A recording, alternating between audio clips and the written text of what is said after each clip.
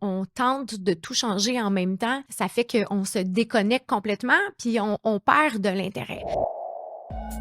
Bienvenue sur le Méno Show.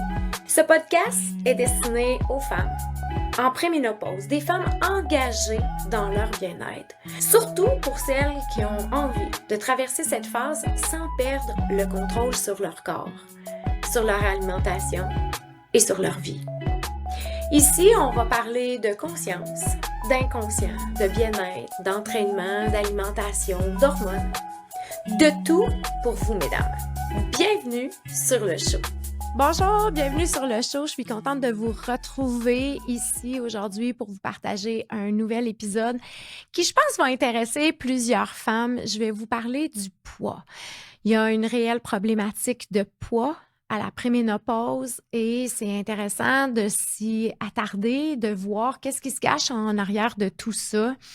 Et vous me connaissez, je vais vous parler du côté hormonal, du côté pourquoi que le corps arrive à prendre du poids à la préménopause, mais aussi avec toutes les consciences intérieures pour se permettre de voir comment on pourrait réguler ce poids-là, comment on pourrait arriver à se sentir bien dans ce corps-là en préménopause.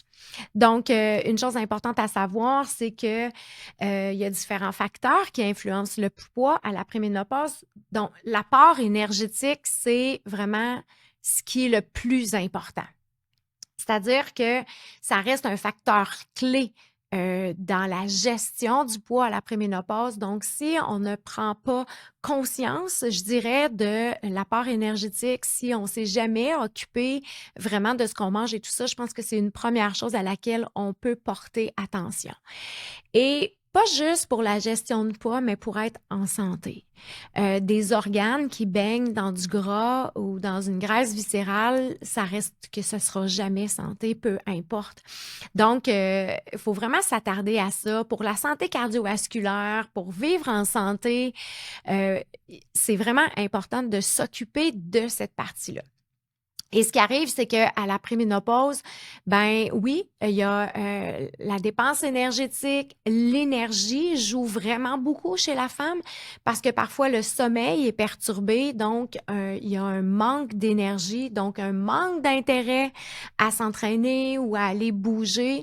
Et quand je vous parle d'entraînement, on peut se faire référence au podcast que j'ai enregistré avec Sonia Quintin qui en parle vraiment beaucoup. Mais allez-y avec votre énergie au départ. Souvent, c'est qu'on tente de tout changer en même temps. Ça fait qu'on se déconnecte complètement puis on perd de l'intérêt. Fait que commence par bouger à tous les jours avec quelque chose qui t'intéresse et tu vas avoir de l'intérêt. L'intérêt, tu vas le voir augmenter quand tu vas voir qu'il y a quelque chose qui bouge avec ton corps aussi et tout ça. À la préménopause, ben, il y a une cascade hormonale, ça, on se le cachera pas, on en parle et on en parle et on en reparle partout. Je sais pas si vous vous rendez compte, mais on s'intéresse vraiment beaucoup plus à la préménopause et à la ménopause, quelque chose qui avait été vraiment très négligé longtemps. Quand j'ai suivi ma formation avec Dr. Sylvie Demers, c'était vraiment comme très émotionnelle qu'elle en parlait parce qu'elle se disait ça n'a pas de sens que les femmes, on ait si peu de ressources. Ça n'a pas de sens que les femmes, on doit se battre pour faire reconnaître que nos hormones ne vont pas bien, d'avoir des ressources et tout ça. Et on voit que c'est une cause qui lui tient très à cœur. Donc, dans sa réalité, d'hormones féminines, elle le voit qu'il y a un énorme manque. Et là, je pense qu'on commence à en parler de plus en plus. Et je me suis fait dire, ben, t'es le seul podcast québécois qui existe là-dessus. Donc, je tente du mieux que je peux de vous éclairer. Et j'aspire dans les prochains épisodes, à court, moyen terme, d'avoir des invités, justement, comme des médecins et tout ça, pour venir vous parler un peu plus en profondeur du côté hormonal de cette façon-là. Puis je vous invite aussi à écouter parce que je ne sais pas à quel moment vous allez écouter ce podcast-là parce qu'il perdure dans le temps, mais il y a une émission qu'on va faire à tous les lundis, du lundi au vendredi dans le fond, à CKVL et c'est la team Méno qui est là pour vous informer encore plus profondément sur les hormones. Donc, je vous invite à nous écouter puis à nous suivre. Ça va être vraiment très pertinent à écouter. Donc, je reviens à ma cascade hormonale qui vient perturber le poids à la préménopause. Donc, dans ce déséquilibre-là, il y a pas juste les hormones féminines qui sont débalancées, comme l'oestrogène et la progestérone, mais ça vient toucher aussi le cortisol, ça vient toucher l'insuline, ça vient toucher les hormones sexuelles et tout ça a une influence sur le poids. Et comme je vous disais tantôt, par manque d'énergie, par un sommeil déséquilibré, parfois par nos hormones, ben ça va faire qu'on va manquer d'intérêt pour bouger justement. Et ce sommeil-là, le sommeil perturbé, va venir toucher l'appétit. Parce que c'est quand on manque de sommeil, tout de suite, le corps veut aller chercher une énergie rapide, hein? Fait qu'il va se tourner vraiment beaucoup vers les sucres et tout ça parce que c'est de cette façon-là où il vient chercher une énergie. Mais c'est une énergie qui ne dure pas. Alors, par exemple, si on n'a pas bien dormi puis qu'on fait comme OK, ben je vais me faire un café avec un croissant. Dans le croissant, il y a beaucoup, tu sais, les farines, les glucides et bon, ce croissant-là, parfait, on va mettre de la confiture dedans justement ou quelque chose comme ça. Donc là, ça vient nous donner un pic d'insuline, un pic de sucre dans le fond et ça nous donne une énergie. Donc, on est content. C'est comme Ah, OK, ben je suis pas si pire. Mais cette énergie-là, elle ne dure pas. Donc là, il va y avoir un petit crash d'énergie. Et ce que ça va faire, c'est que ça va donner encore une envie de sucrer, de revenir chercher du sucre pour nous redonner cette énergie-là. Donc, on va revenir chercher. Fait qu'on va se promener toute la journée en allant chercher des pics d'énergie comme ça, mais par une fausse énergie. Donc, c'est important de prendre conscience que si on manque de sommeil, de venir s'alimenter de façon beaucoup plus convenable et ça va aider sur le prochain sommeil. Sinon, on vient dans une courbe infernale de dose de sucre pour retrouver de l'énergie et ce sucre-là qu'on mange toute la journée, ben, peut nous faire mal dormir aussi. L'alimentation a un impact sur beaucoup de choses dans notre corps et c'est quelque chose qu'on néglige vraiment beaucoup. On est dans un réapprentissage de s'alimenter. C'est drôle parce que dans ma tête, j'avais un réapprentissage de s'aimer, puis en quelque sorte, ben, c'est un peu ça. Fait que je trouvais ça drôle que les deux idées ont monté. Mais si on veut cesser cette roue-là, il faut vraiment revenir mettre une saine alimentation. Donc, on peut décrocher de comme je mange bien seulement parce que je veux perdre du poids. C'est comme, ben, je peux vouloir bien manger parce que je veux retrouver ma propre énergie. Je peux vouloir bien manger parce que j'ai envie de bien dormir. Je peux vouloir bien manger parce que j'ai envie d'être plus concentrée, plus focus. Donc, il y a plusieurs choses qu'on peut venir chercher par une saine alimentation autre que seulement pour une perte de poids. C'est comme si on a associé bien manger seulement pour une perte de poids, voire même que je me suis souvent fait dire, ben pourquoi tu manges bien comme ça? Tu n'as pas besoin de perdre du poids. Non, mais c'est ça une saine alimentation, c'est pour plein d'autres choses. Et on en a parlé déjà dans d'autres podcasts. Ben oui, le métabolisme ralentit à la préménopause parce qu'il nous invite à ralentir. Le rythme qu'on a eu durant toutes ces années-là ne correspond plus à ce corps de femme en préménopause-là. Et tant qu'on n'entre pas dans cette compréhension intérieure-là et qu'on ne relâche pas cette perfection-là, ce perfectionniste-là, ben, le corps, lui, c'est ça qui t'envoie comme message. Donc, il va continuer de t'envoyer d'autres et d'autres et d'autres et d'autres messages. Si tu n'es pas à l'écoute, bien sûr. Donc, j'ai mes petites notes pour être certaine de bien passer tous les points que je voulais passer ici. Donc, c'est sûr que si vous me connaissez puis vous me suivez, vous savez que j'ai une façon de venir vous en parler un peu plus en profondeur aussi, mais le manque d'énergie, oui, il vient en grande partie de notre alimentation et tout ça, mais quand on est en manque d'énergie, puis on est en manque d'énergie, il y a une chose importante, ça veut dire qu'il y a une fuite. Parce que l'énergie, là, elle est à l'intérieur de nous, on la possède, elle est là, mais s'il y a une fuite d'énergie, il faut revenir revisiter ce qui se passe à l'intérieur. Et je vous dirais qu'à plus de 95%, cette fuite d'énergie-là, elle est dans nos pensées. C'est nos pensées qui fait qu'il y a des fuites d'énergie. Puis ce matin, en m'en venant ici, j'ai focusé sur, une fuite d'énergie, je dirais, de cette façon-là, mais j'avais des pensées vers quelque chose qui est pas top dans ma vie et plus on y pense, plus on y donne de l'énergie, plus on perd un peu notre pouvoir, plus les pensées s'emballent, plus on grossit l'affaire ou la problématique ou peu importe. Et là, ça prend une grande place à l'intérieur de soi. Ce qui est le plus difficile à faire, c'est de se rendre compte de la fuite d'énergie. C'est comme, oh, OK, viens, je te rattrape. Puis je reviens mettre l'énergie à l'intérieur de moi. Et si tu trouves que c'est un peu du chinois, ce que je suis en train de te dire là, ben c'est vrai. C'est vrai que c'est pas facile de prendre conscience de ces fuites-là d'énergie et c'est pas non plus toujours évident de la prendre et de la rattraper. J'ai eu une discussion avec une amie qui je la qualifie de ma grande sage, mais elle a une belle façon d'expliquer les choses et c'est important de revenir à soi, puis de revenir à l'intérieur de soi, puis de revenir dans sa source, puis de préserver notre énergie. Et pour ça, ben, il faut faire comme, oh, OK, ma petite pensée, je te ramène ici. OK, ma petite pensée. Puis c'est vrai que c'est presque une job à temps plein quand on pense que à 95%, la fuite d'énergie, c'est nos pensées. Ben oui, au début, c'est vrai qu'il faut les rattraper. Mais tu es importante et ton énergie est importante. Donc, concentre-toi sur ça. Concentre-toi à venir rattraper cette énergie-là et de venir la remettre à l'intérieur de toi. Puis dire comme, oh, là, je te rattrape et cette énergie-là, je la garde pour moi. Pas pour des pensées qui s'emballent, pas pour une énergie désastreuse et tout ça.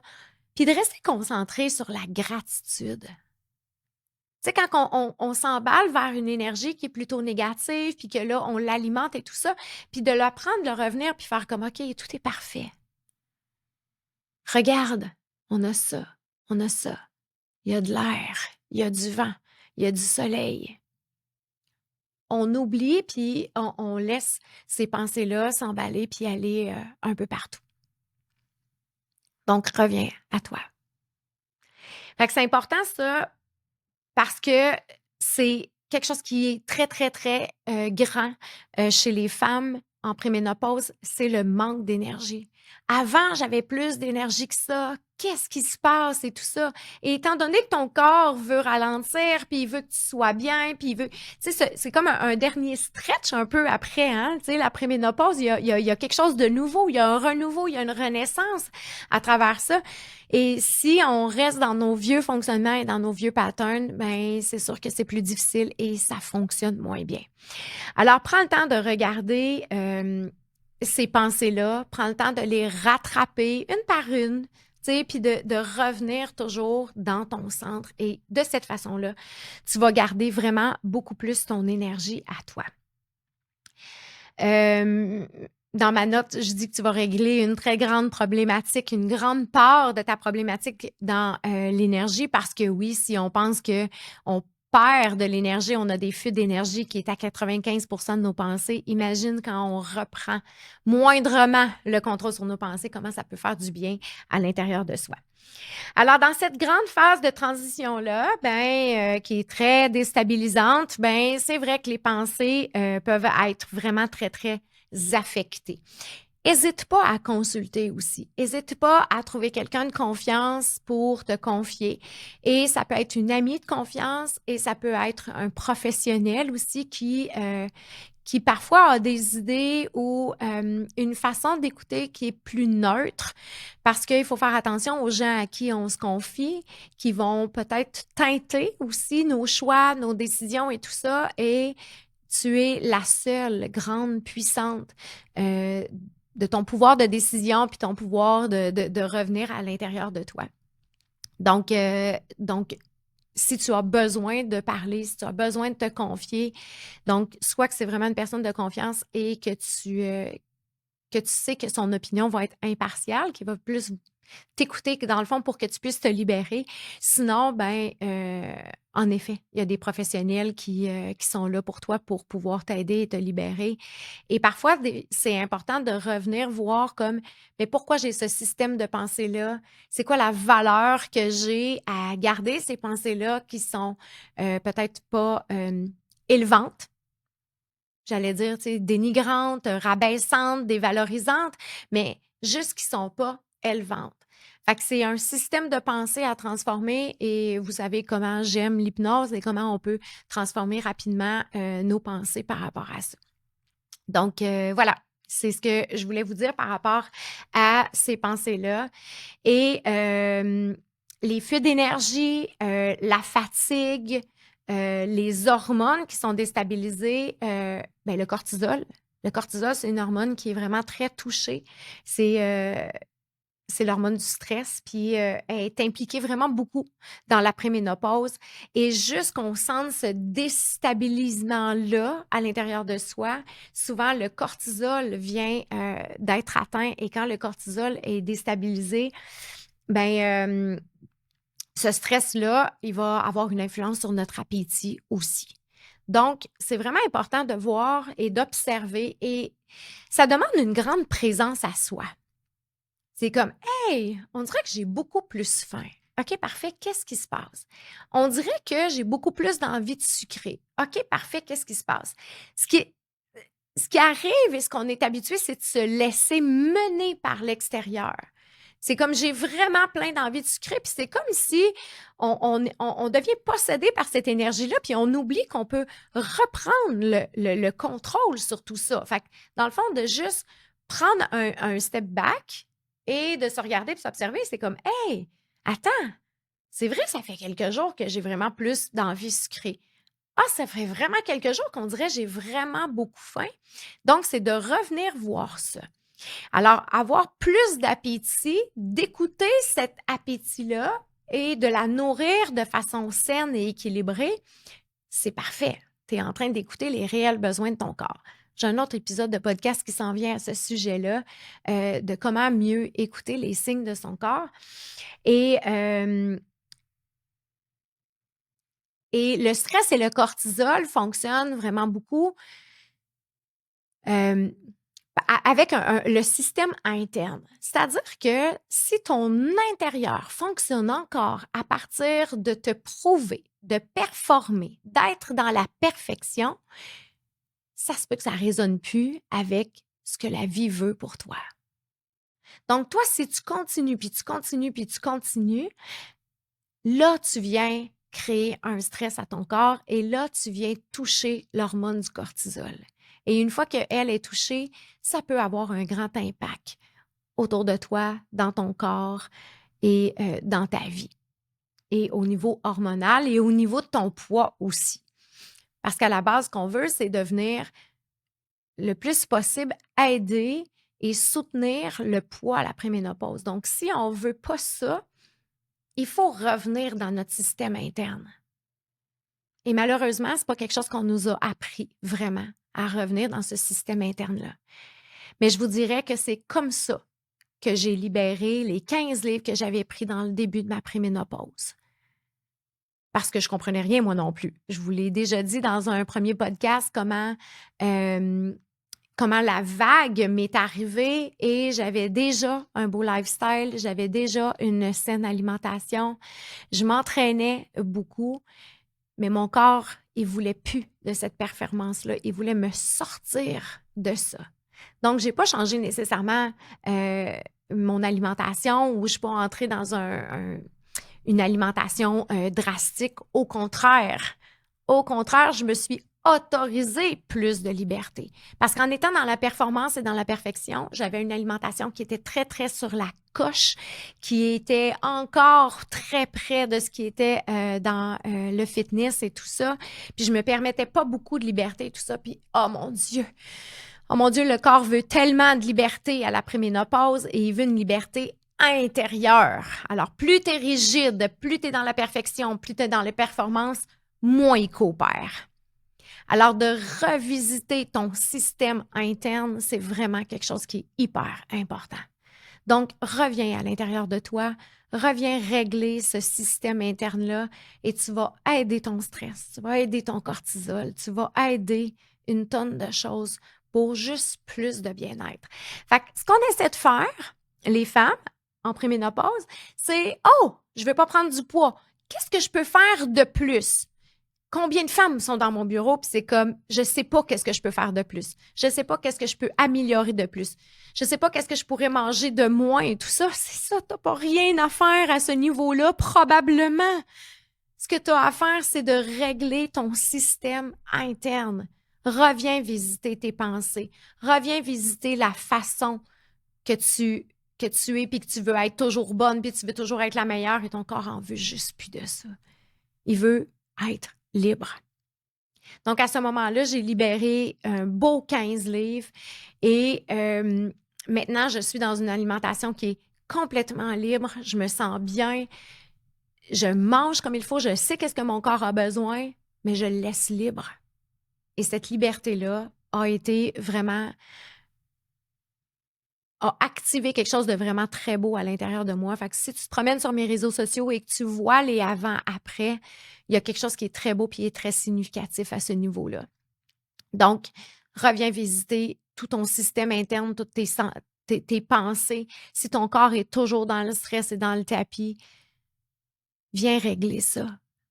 Fais-le pour toi, fais-le pour être bien, fais-le pour être libre et fais-le pour tellement de bien-être pour toutes les belles années qui s'en viennent. Alors, on doit changer des habitudes de vie pour maintenir tout ceci. Ça prend un système interne qui est épuré. Parce que parfois, on va être capable d'être restrictif pendant un moment, puis après ça, oups, ça revient. Bien, ça veut dire qu'il y a quelque chose à l'intérieur de toi qui ne fonctionne pas. Je me suis pris des notes et ça, c'est quelque chose qui est vraiment très important. Donc, toutes les clientes que j'ai côtoyées, quand j'ai aidé vraiment beaucoup plus pour le poids et tout ça, ben, c'est la même chose pour les clientes en préménopause. Mais en observant puis en comprenant le système interne, il y a des grandes choses qui se passent à l'intérieur de toi. Donc, si tu maintiens un état de vide intérieur, tu vas avoir toujours tendance à manger plus. Tu manges le vide. Tu manges pour combler ce vide-là. Si tu maintiens la performance, la perfection, tu auras des gros binges en soirée. Alors, tu es tellement rigide toute la journée à être bonne, à être performante, à prouver à tout le monde, bien le soir, tu vas avoir des binges. Tu vas avoir envie de manger plus. Tu vas avoir envie de ton verre de vin. Tu vas avoir envie de décrocher. C'est pas toi, c'est ton corps qui veut ça. Parce qu'il fait comme, c'est beaucoup trop lourd tout ça. Si tu maintiens un côté plus dur envers toi, plus masochiste un peu, tu vas toujours être à la recherche de la façon la plus drastique de perdre du poids. Drastique et souffrante, je dirais. Parce que tu as un côté qui est très dur avec toi. Donc, je vais me restreindre, je vais être capable, je vais souffrir. Hein? La pensée qu'il faut que ce soit souffrant pour pouvoir perdre du poids, quelle belle fausse croyance. Si tu maintiens que tu ne mérites pas tant d'être aimé, que c'est difficile pour toi de recevoir de l'amour et tout ça, ben tu vas continuer à manger beaucoup plus bas que les réels besoins de ton corps parce que tu ne mérites pas. Et l'inconscient voit l'alimentation comme de l'amour. Alors, si tu penses que tu ne mérites pas beaucoup d'amour, tu vas avoir tendance à manger toujours en bas de les réels besoins de ton corps. Alors ça, c'est quelque chose qui est vraiment très important d'être capable de reconnaître pour pouvoir faire des changements. On ne peut pas changer ce qu'on ne reconnaît pas. Alors, vient un moment à la préménopause où ton corps t'indique qu'est-ce qui fonctionne, qu'est-ce qui ne fonctionne pas, qu'est-ce qu'il veut pas. Mais ça prend une grande écoute intérieure. Alors, oui, le gain de poids s'explique par des notions hormonales, mais quand tu comprends comment ton corps fonctionne, c'est possible d'écouter ces messages-là et d'arriver à une très grande transformation intérieure. D'ailleurs, c'est ce que je te souhaite, c'est d'arriver à être bien, à être libre. Libre dans ta vie, mais libre dans ton corps aussi et libre dans ton alimentation. Dans un prochain podcast, je vais vous revenir avec des points qui sont, en fait, les meilleures solutions pour réduire, dans le fond, le gain pondéral. Mais aujourd'hui, c'était important que tu comprennes tout ce qui se passe à l'intérieur de toi et tout ce grand pouvoir-là que tu as de changer les choses qui se passent à l'intérieur de toi. Alors, il est temps de venir nettoyer ton système, de laisser aller les vieux schémas, les vieilles façons de fonctionner pour te permettre de recréer quelque chose de nouveau. Et ça se fait pas toujours dans la douceur. C'est vrai. C'est vrai que quand on embarque dans le bateau de la préménopause, bien, parfois le bateau a un peu de houle, parfois c'est un peu plus calme, parfois ça revient la houle. Mais surf cette vague-là. Elle est belle pour toi. Elle t'offre une renaissance, une transformation et c'est vraiment fabuleux. Tout ce que tu peux atteindre si tu entres dans cette magnifique compréhension intérieure-là. Alors, merci d'avoir été là pour ce bel épisode. Ça m'a fait vraiment plaisir de partager ces notions-là avec vous. J'aime beaucoup vous faire comprendre qu'il y a un aspect intérieur à laquelle on a beaucoup de pouvoir, mais qu'on n'a jamais compris comment ça fonctionnait. Si tu aimes le podcast, partage. Il y a peut-être d'autres femmes autour de toi qui ont envie et qui ont besoin d'entendre ce message-là. Alors, partage-le. Si tu le repartages en story parce que tu as trouvé que ça résonnait pour toi, oublie pas de me taguer parce que moi aussi, je vais faire un repost pour te remercier. Et dans le fond, tu sais, les podcasts, c'est quelque chose qui est tout à fait gratuit. Alors, la seule façon d'être reconnaissante du travail et des informations, ben, c'est juste de partager puis de contribuer à plein d'autres femmes autour de toi. Alors, sur ce, je vous souhaite une magnifique semaine puis on se revoit très bientôt.